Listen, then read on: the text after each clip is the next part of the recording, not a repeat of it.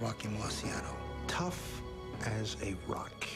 He was very well named. He would wear you down. It was like going up against granite.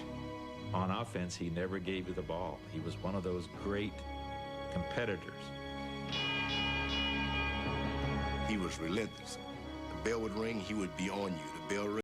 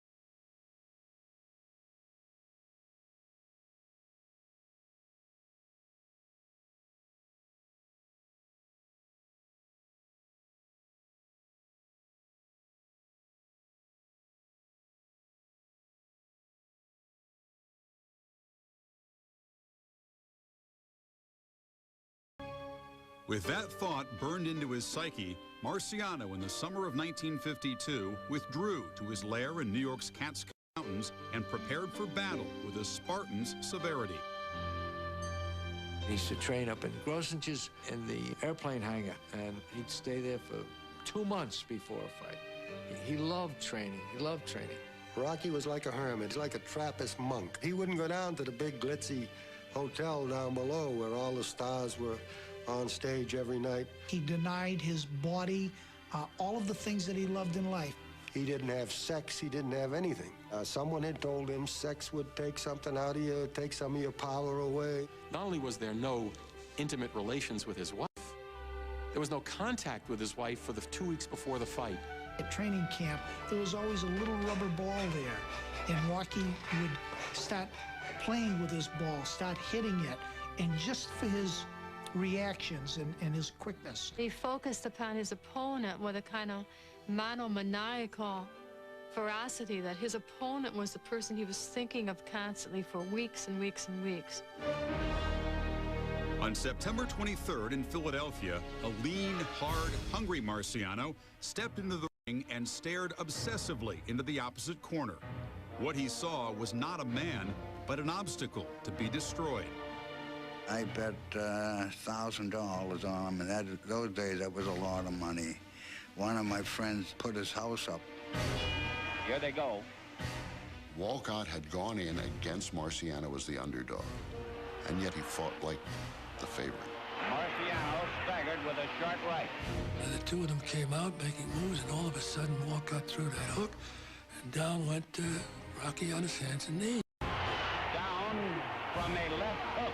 He got knocked down for the first time in his career, and I thought the world had ended. A lot of fighters, when they get knocked down and cut the first time, fall apart emotionally.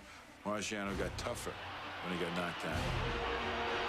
You saw him single-mindedly keep going in, kept going in, kept trying his stride. Rocky would throw a good combination. Walcott would come right back with 2 left hooks and a right cross. It was a very bloody fight. Marciano is now cut on the forehead. For 4 rounds, a solvent got into his eye. He was blinded. He couldn't see. Because I was talking to Rocky after the fight, and I says, could you see the guy at all, Rock? He says, Snap, for 3 or 4 rounds, all I could see was a shadow. I was sitting with a priest right at ringside, a friend of Rocky's, and this priest kept saying, Pete, just keep praying, have faith, he'll come back.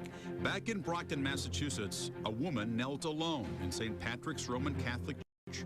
Pasqualina Marciano refused to watch her son in the ring, yet each time he fought, she prayed to the Virgin Mary. In the 12th round, Walcott, who was a superb heavyweight, gave Marciano such a beating that didn't think Rocky would be able to come out for the 13th round. I had it 8-4 in Walcott's favor. Marciano was behind on all three scorecards. He maneuvered Walcott to the ropes in the 13th round. I was hollering, Lollapalooza, Rock, Lollapalooza, and then all of a sudden, bang. Walcott got hit with a sledgehammer. He might still be lying there for all I know. He fell flat in his face, thought it killed him. People in the audience were just amazed, didn't move a muscle. Best single punch I ever remember. Walcott went down, and I think hours later he was still out. And the new heavyweight champion of the world, Rocky Marciano.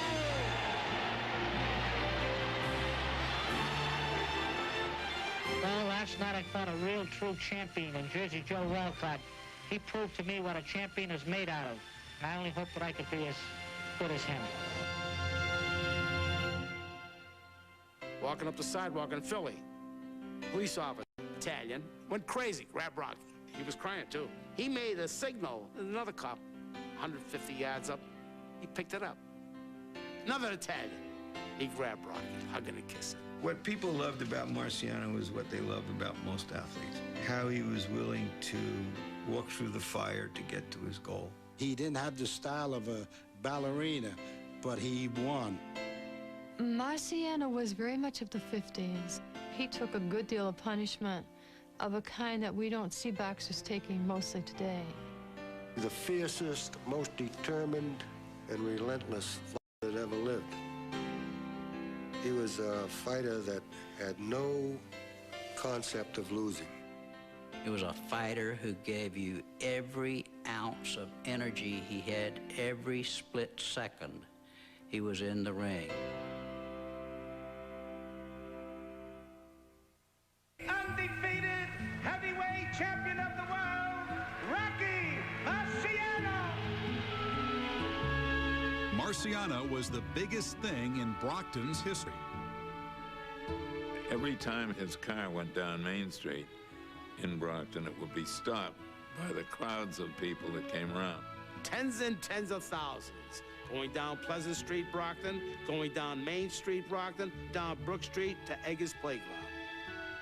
And the kids just clamored to get near him, to touch him. They'd have their little cards that they wanted him to sign, and he seemed at times to be overwhelmed by the adulation that was given him. I mean, after all, he was just a poor kid.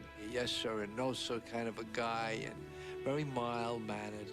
If you met him and you didn't know that he was the heavyweight champion of the world, you would never guess that he was a prize fighter. There was nothing glitzy about Rocky Marciano. At least in terms of image, he wasn't larger than life, as the heavyweight champion of the world has been so many times, and according to the American public, is supposed to be. The sports writers would ask him, Rocky, what round are you going to knock him out? He always said this, I hope to win. He never mentioned anything about a knockout, what round. He believed in getting things done and doing them and not going around bragging about it. He didn't brag about himself. He didn't make himself out to be a hero. You know, just a hard worker. Grew up that way.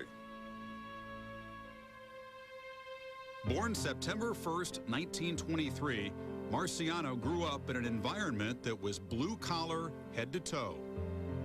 Brockton was known as the shoe city. They produced the largest amount of shoes of any place in the country. Dad worked in a shoe shop. He worked on a machine called a number 5 machine. And in the summertime, it would be a sweat box. It would be horrible. He'd come home smelling of shoe leather, and Rocky never wanted to be in that. And his father always told him not to. Dad was a dominating person, but my mom was a little bit louder. Oh, she was the boss all the way. She would holler at him, and he would pay attention, too. My mother didn't want any part of boxing. She used to tell Rocky, why don't you get into music? Or why don't you become a dancer? And, of course, Rocky would look at her and laugh and say, Mom, I can't sing and I can't dance. He thought his future was going to be in sports. No, he didn't think it was going to be in boxing. All his life, he idolized baseball players. He played for a parochial team, St. Patrick's, and Father Jeremiah Minahan was the boss. He says, Rocco, why don't you give somebody else a break? Chief, Father, he says, I have to get my wax. And he's been up there at least an hour. And he would just stay in that playground, and they would pitch to him all day long. His greatest hero was Joe DiMaggio. And of course, he loved Ted Williams. He always wanted to follow their footsteps and become a great baseball player. He just loved athletics.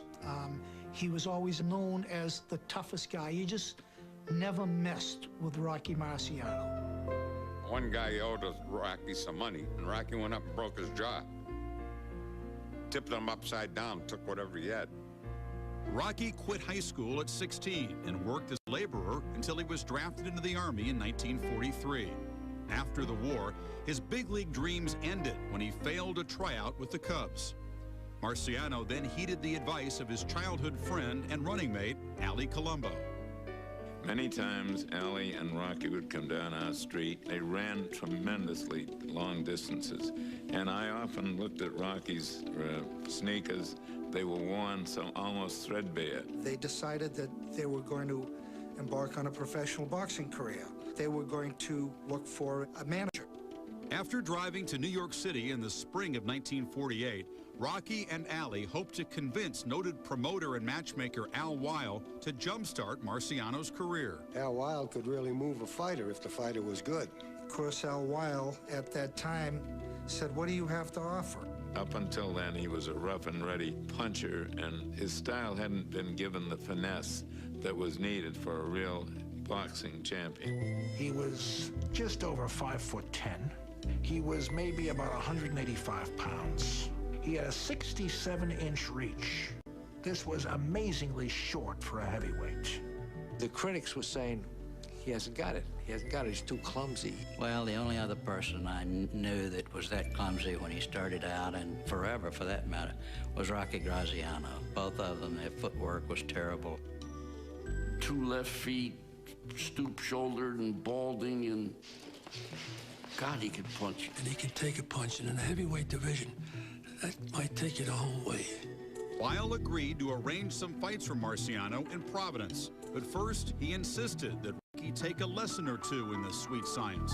Rocky was so raw at the start that his trainer, Charlie Goldman, did a legendary thing, actually tied string to Rocky's feet so that Rocky could keep his balance. This was a guy who didn't even know the most basic footwork. Goldman did teach Marciano a lot in a short period of time about shortening up his punches, being able to punch with both hands, not just his right. When he turned pro under the direction of Al Weil, he was almost 25 years of age. That, for a fighter at that time, was ancient.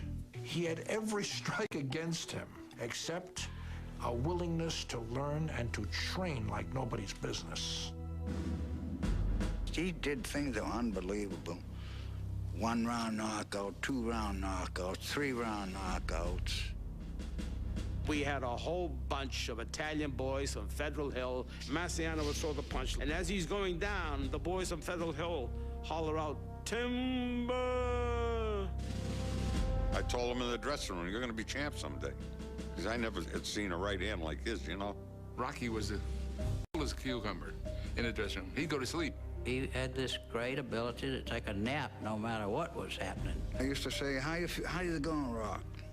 Tired, tired. I used to see fighters in the dressing room. Some would be reading the Bible, others would be walking up and down, nervous. How the hell he could sleep, I don't know. Rocky Marciano took a clean shot at an average person's chin and hit him hard enough, he could decapitate him. That's the legend of Rocky Marciano, that he could take a man's head off with a single punch. Despite knocking out 22 of his first 24 opponents, Marciano didn't recognize the extent of his powerful punch until he met undefeated 6'4" Carmine Vingo in December of 1949. That was his first main event in Madison Square Garden. And Carmine Vingo was doing extremely well with him. Vingo was giving and getting with Rocky on equal terms. And then in the 4th round, Rocky broke through, knocked Vingo down. Vingo was finally counted out, and he was hurt badly. He was taken to the hospital. They were afraid he might be paralyzed. He was unconscious for a while, and Rocky went to church and prayed for his recovery.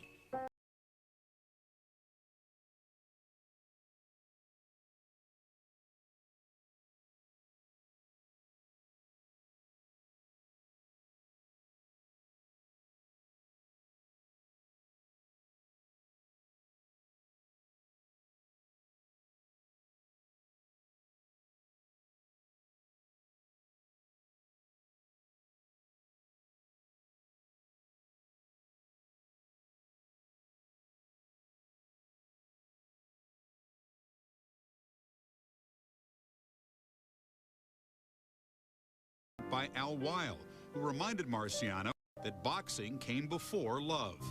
Hold tight to your chairs now and be ready to duck, for this is punching in capital letters. There was much more to Rocky Marciano than people knew about because he had his own technique, his own way of tearing you up in close. Rocky's style, his awkwardness, largely worked for him in many fights. Fighters never knew where the punches were coming from, how low they were coming from, because Rocky dipped, how wide they were coming from, whether Rocky was going to lead or counter. You look at the film of the way he knocked out Harry Kid Matthews, the way he feinted a right hand and then threw a double left hook. And down goes Matthews. It was a brilliant, tactical conclusion to a fight. Matthews said, I felt good in the first round. He said the second round was all over. He says, my God, could he punch? On October 26, 1951, Marciano was matched against an over-the-hill 37-year-old ex-champ he once idolized. Brockton Arena had amateur boxing. Joe Louis was going to be the referee. We followed him around. Finally, he went to the men's room, and I boosted Rocky up so we could get a better look at him. When he come out, he spotted us. He threw us a $50 apiece. Joe Louis himself had to talk Rocky into accepting the fight because at that time he was having tax trouble. He needed this fight, and Rocky knew that. But Rocky needed this fight, too, for a stepping stone. It seems part of heavyweight history that the mantle has to be passed. Al Weil saw that if Rocky could beat Louis, the public would buy Rocky as the next champion to be. I remember looking up at Rocky and I said, Rocky, you're going to be fighting Joe Louis. How do you think you're going to be doing against him? And he cut me short and he said, don't you ever question my ability. I will beat Joe Louis and I will beat any fighter that I ever fight. Marciano just did what he had to do with an old Joe Louis. He overwhelmed him, he wore him down. He didn't allow him the space to use his experience. He knocked Joe Louis clear out of the ropes. And Joe is a helpless figure. He looks like one of those bums he used to knock out. The working press try to help Joe back off the ring apron. You can see Ray Robinson running down the aisle to try to hug Joe Louis to see if he was all right.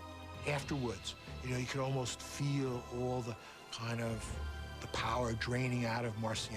There was almost the sense of him saying, I'm sorry, Joe. It was a very, very tough moment for America. Not just Rocky Marciano, but this was the most beloved ring champion in history. It was one of those situations where he was probably despised for winning a fight. His first real big paycheck came against Joe Louis, of all people. After that fight, Rocky went up to Dad and told him, you worked your last day in the shoe shop. Marciano's father, Pierino, became a regular at training camp, where he ran afoul of Al Weil. My dad was a great cook, in fact, and used to make some specialty things, lentil soup, and certain little things that Rocky enjoyed. Al Weil went in the kitchen and yelled at my dad. He said, Pop, you know, we didn't hire you to be the chef. Rocky walked into the kitchen. He said, don't you ever talk to my dad like that again. Don't butt in. This was not the first nor the last conflict between Marciano and his manager. Money and control were the real issues beneath their rancor. Al Weil many a times would take an extra 100 tickets from the promoter and go out and sell them before the fight and pocket the money. Weil was definitely getting 50% of all of Rocky's earnings. When they went out of town, Al Weil would take the big suite, and before the press came in, Rocky would be called down and sit in the suite as if he were living there. And if he didn't like something that Rocky had done or said, Weil would haul off and slap him hard right across the face. Marciano's fury was saved for the ring. After winning the title from Walcott on that surprise punch in the 13th round in 1952, Rocky removed any doubts of his legitimacy when he dispatched Jersey Joe in the first round of their rematch 8 months later. At the height of his championship days, the U.S. testing company was contracted to test the power in Marciano's punch. They have him punch into a machine and attesting the strength of his punches. They later came out with a report that said the energy of Marciano's punch was equivalent to an armor-piercing shell. Marciano's reputation as a savage puncher only grew in his 6 title defenses. Particularly gruesome was the beating he gave Roland Lastarza. After nearly losing to Lastarza in a split decision before he was champion, Marciano pounded him mercilessly in their 1953 rematch. Lastarza was one of the more better-looking people. That after that fight, he wasn't as good-looking. Rocky took the approach, I'm just going to hit him and hit him and hit him and break him down. Rocky just chopped him up. He would hit Roland on the arms and break his blood vessels. Marciano held him up in the 3rd round, held him up in the 6th round, held him up in the 8th round. He demolished him. And Marciano was sorry later. He said, gee, did I hurt him? I said, I guess you did. With his 11th round TKO of Lastarza, Marciano earned his 45th victory. His record had been achieved without the intervention of Freddie Carbo, boxing's underground commissioner. I interviewed Carbo, but he was in the federal penitentiary in Marion, Illinois at that time. And he said that nothing was ever done to influence any of Rocky's fights because Rocky didn't need it. There was a standing order around the country to all mob families. Rocky stays clean. There's no hanky-panky. He doesn't throw a fight and lose the title so he can come back and win it again. He's the image of the Italian-American in America, and nobody mess with him or you're going to have to mess with me. I think there's a lot of false mythology about Marciano that maybe sticks to him because he's an Italian-American. Marciano was a up-and-up guy who knew gangsters, but was not controlled by them the way Jake LaMotta was or other fighters. They wanted to do a lot for Rocky just to be near him, and he accepted that. He loved to have 6 suits all made up for him and didn't have to pay for them. Although these mafia and mob people loved Rocky, he didn't necessarily love them, but he loved that sense of danger that was around him. That in order to live a full, rich life, you had to live dangerously. I remember standing with him, and after about 4 or 5 drinks, I used to look at him and I would think, this guy's got little short arms, a real hot voice. If I gave him a quick shot, I could be champion of the world. And he looked over at me and went, don't even think about it. As for this coming fight on the 15th, I'm sure glad to be meeting Ezra Charles again because I've always improved a little bit on the 2nd time around. In their first meeting in 1954, Marciano retained his title in a unanimous 15-round decision. But a savvy Charles had Rocky on the ropes in the rematch 3 months later. Charles had the classic style, the classic movement, and strong. He was a strong guy. Rocky had to outstrong the guy, outsmart the guy. He had a vicious fight with him. He was as close as he ever came, closer than he ever came to losing in that fight. Charles had hit him with an uppercut and cut the nose. It was a rare type of a cut because it went up his nose. Marciano's nose has been split into 2 ribbons of flesh, and his handlers have covered it with a Pinocchio-like bandage. It looked like someone had taken scissors, and there's this big gaping hole, and the blood is pouring down. And when Rocky came back to the corner, everyone was sure the fight would be stopped. They said, Rocky, you're going to lose this fight if you don't knock him out. The referee is watching the cut very badly, got a bad cut, and that put an additional fire under him. His face looked like it was a bleeding piece of meat, but he soldiered on. Rocky said, please, give me one more chance. It's not bothering me at all. For whatever reason, the doctor gave Rocky one more round, probably because he was the defending heavyweight champion.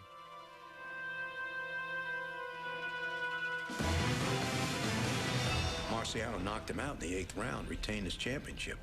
He said the first thing he did, he ran downstairs to the locker room, opened the door, went to a mirror, and he said he almost fainted.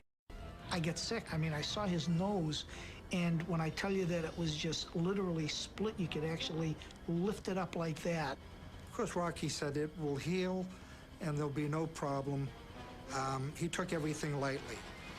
It was one of those defining moments when you look at your big brother and you say, he's invincible. The head falling apart, the arms coming off, he just would not stop. This is what the word champion is. This is Rocky Marciano. Do you feel, Archie, that you can knock Marciano out. Of course, he never has. Well, that's always the first time. In 1955, light heavyweight champion Archie Moore embarked on a publicity campaign to entice Marciano into a title match. He put out wanted posters with Marciano's picture on it. Marciano would be on the golf course. He would get a note, "Are you afraid of an old man?" He got under his skin, and he finally agreed to give Moore the fight. 15 rounds for the heavyweight championship of the world. Moore hit him a straight right hand, enough to knock him down. He was a little stunned for a second. I was outboxed easily, and he came around with some awful bone-cutting jolts. It was a hard, grueling fight, and finally Rocky knocked out Archie in the 9th round.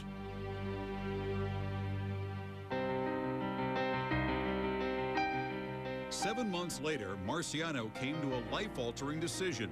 On April 27, 1956, he sent shockwaves through the fight world. He retired at 49-0. He was 32. I promised my wife that I would retire before the month of May arrived. Didn't ever really get hurt in the ring, and I feel perfect physically, and probably still had 2 or 3 good fights left. He was tired of the training, he was undefeated, and there was really nobody out there to fight.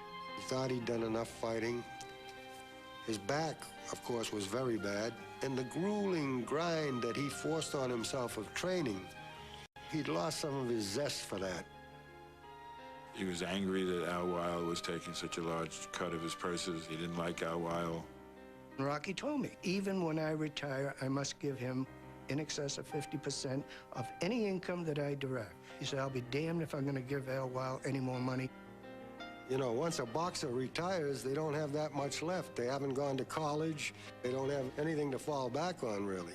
So he knew he had to hold on to his money, and when he sets a goal, he pursues it. A lot of money and ended up in Skid Row. I think one of Rocky's greatest fears in life was that he didn't want this to happen to him. Preserving his cash was one way of his knowing that he would never get back into that position that his family was when he was a younger boy. Rocky Marciano lived what is possibly one of the most bizarre lives following his career as anybody I've ever looked at in sports. He was running around the country all the time, trying to get his money. He'd be in one state, and then he'd go to Chicago, and he'd bum a ride here, and he'd bum a ride there. Rocky earned a lot of his money by loaning people throughout the United States money and charging them interest. Then if you didn't pay it back, that really irritated him. If they owed him $5,000, it had to be in cash, no checks. $10,000, $20,000, and he'd put them in paper bags, and he'd always give his mother one of the bags. So Rocky'd say, it's just, you're spending money, Ma. Besides loan sharking, Marciano invested in a number of businesses. He bought several restaurants. He got into the tomato business, into the potato business. Like the tomatoes made him money. Couldn't even can them, nothing to can. He just didn't want to know anything about the business end of it. He felt if he got into a deal that it was a handshake, and if they reneged on this handshake, he would have his own way of taking care of it. If he wasn't lending cash, he was stashing it. He'd stuff his cash under his mattresses, hide it in toilet bowls, refrigerators. He hid money in pipes, in wall outlets. He had some kind of primitive immigrant attitude that you don't trust banks, you keep your money in cash. He just liked the feel and the look of cash. He was offered a $5,000 check once up in Montreal for giving a speech after dinner, and he told the man at the dinner party, he says, "I'm sorry, I don't take checks, I want cash." And the guy said, there's no way I can do it. So Rocky called him back. He said, look, you've got to do this. I'm leaving tonight, and I'll take half. The chairman of the dinner had to go all around the room, black tie dinner and collect cash from the people. And he gave him $2,500, and Rocky gave him the check and said thank you. He loved money, and he didn't spend too much of it. He had what I always said to him all the time: you have long pockets, short hands. Although frugal to a fault, Marciano would dig deep if he believed in a cause. Are you crazy? No, wait, no, no! There was many times when he would get $5,000, $2,500, $3,500 for guest appearance, for speaking. And if he knew a fighter was down and out, he'd call him up. Say, listen, I got a spot for you. And then he would tell the other party, I'm saying, look, I can't make it. I have a double date, but I'll come back for nothing. But give Joe Walcott the spot, give Ezra Charles the spot. Ezra Charles got a terrible disease late in his life, and Rocky threw a tremendously big fundraiser for him. Felt very proud of what he was able to do for Ezra Charles. If he liked you, he'd stand in your store all day long. He'd lend his name to you. If you were his friend, he'd try to help you out. Judge, I asked a couple of fellas that said they knew you, and they told me that you knew absolutely nothing about boxing. How Yes, come but last know? night I met a man, and he said that with boxing you can make a fortune. If I would make you, if I would take you into fight again, we could all make $1 million. After refusing lucrative offers to fight Floyd Patterson and Sonny Liston, Marciano accepted $10,000 for a 1969 bout in Miami Beach that was billed as the heavyweight fight of the century. Both men undefeated. Ali 29 out of 29 and Rocky 49 out of 49. Well, I'm glad that we've got a computer being the man that makes the decision. I've never predicted a fight in my life. I've never knocked anybody before a fight, and I'm certainly not going to start now. Any fighter, if he's in arm reach of me, he's hit. He's cut, he's bleeding, his face is puffed up, he can't think, his brains are shook up. Their styles were so different and their personalities were North Pole and South Pole. You know, you had one guy who loved to talk and another guy who probably stayed away from talking. I told Rocky, look, it's showbiz. We're hustling, we're talking. He talks too much. Rocky didn't like the guy, and I couldn't talk him out of it. Rocky was from the old school. He was from another era. And to be brash during his era was something that people frowned upon. During the filming of the fight, they were following the computer's instructions. Ali was complaining that Rocky was really hurting him in the forearms with these punches. Muhammad had been off. Rocky had been off forever, but he did a great job. And Rocky came to me and said, Angie is a nice kid. A left by the Rock, and Clay is down. Here's the count.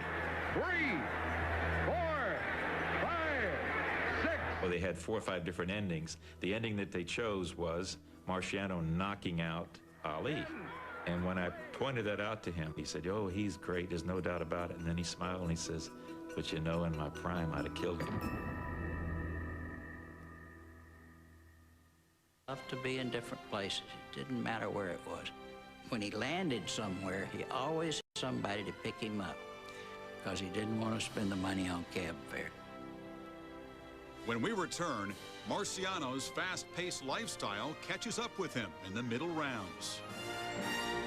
He'd leave, and with 5 minutes' notice, he'd say, so long, Barbara, and off he would go. He couldn't stop moving. I don't think they had a very good relationship because he was gone all the time. Rocky wanted to play. He wanted to go out and play. And he had a prodigious sexual appetite that he indulged in for many years after he left the ring. He did like women quite a bit. And whenever he got some favors done to him while we were on the road, he'd accept them graciously. If he weren't a womanizer, he'd certainly be alone among legendary heavyweight champions. I have my doubts as to exactly what he was looking and searching for. I don't honestly know what it was that drove him. He liked danger and courage. Those were 2 things that were very important to him. One day we were driving, and I said, Rocky, you went past the stop. And he says, oh, okay. So he whips the car around. It was on a 4-lane highway, and goes back through the oncoming traffic, weaving in and out. And naturally, I've got my head down, between my legs, and I'm dying. There were times when I think he thought that he was infallible. He was in a couple of near plane crashes, and it just didn't faze him. In late August of 1969, Marciano agreed to do a last-minute favor for a friend. His original plans were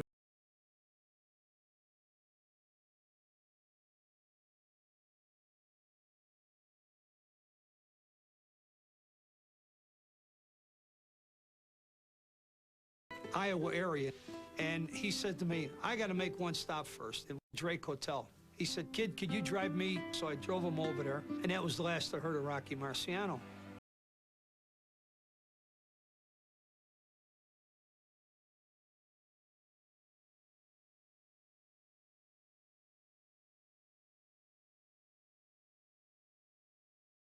It hurt him. And he went up with a guy with a few hours flying time. They hit a rainstorm over West Newton, Iowa. They crashed into the trees. He was decapitated.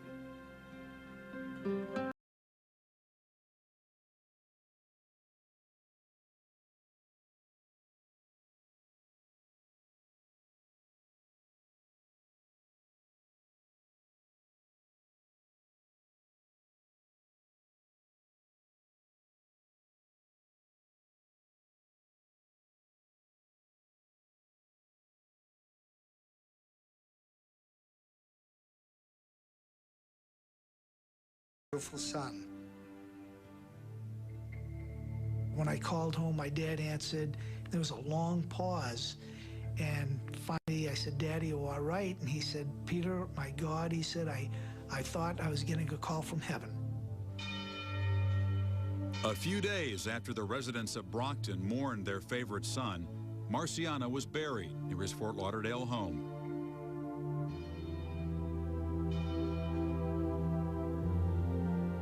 Joe Louis kissed the top of the casket, looked at the ceiling of the funeral home, and said, God is getting himself a beautiful man. I met with Rocky, a week or so before, and I never saw him so happy. And he looked at me and he said, Sonny, I finally feel good about the things that are happening. I've got several things that are going to earn me a lot of money. I won't ever have to worry again. In death, the question of whether Marciano hid the bulk of his money quickly evolved into a certainty among some friends and relatives. I think when Rocky died, a lot of people still owed him a lot of money. Plus the rest of it he buried down in Florida. People thought he put it in Bernie Castro's bomb shelter down in Florida. But Bernie denied that after Rocky died, you know. So nobody knows where Rocky's money is. We're not still searching for it. We've given up on that idea. I don't believe we ever really looked that hard for it. As to Marciano's true worth as a fighter, there will always be conflicting opinions. Marciano's the only fighter that's probably overrated and underrated at the same time. You know, some people overrate him because he was undefeated, and other guys will underrate him because he fought a lot of these great fighters at a later time in their life. One of the most important ways to measure a fighter's worth is how he came back from a defeat. Marciano didn't have that. Being perfect, he never had a chance to avenge a defeat. With him, it was what he did during his fights. He was behind against Charles. He was behind against Walcott. He came back to beat these guys.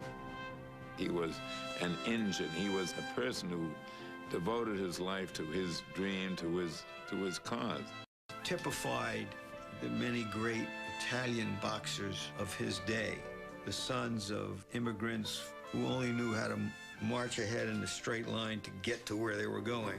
I see his legacy as a fighter as a man of indomitable courage. Rocky Marciano showed what the will to win can do.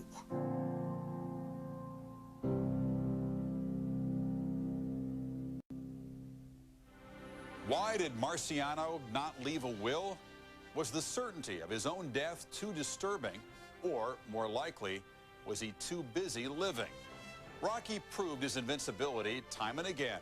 After clearing obstacles that stymie lesser men, he came to dominate a sport that compresses the essence of life to its purest form. As columnist Red Smith wrote of Rocky Marciano, fear wasn't in his vocabulary, and pain had no meaning.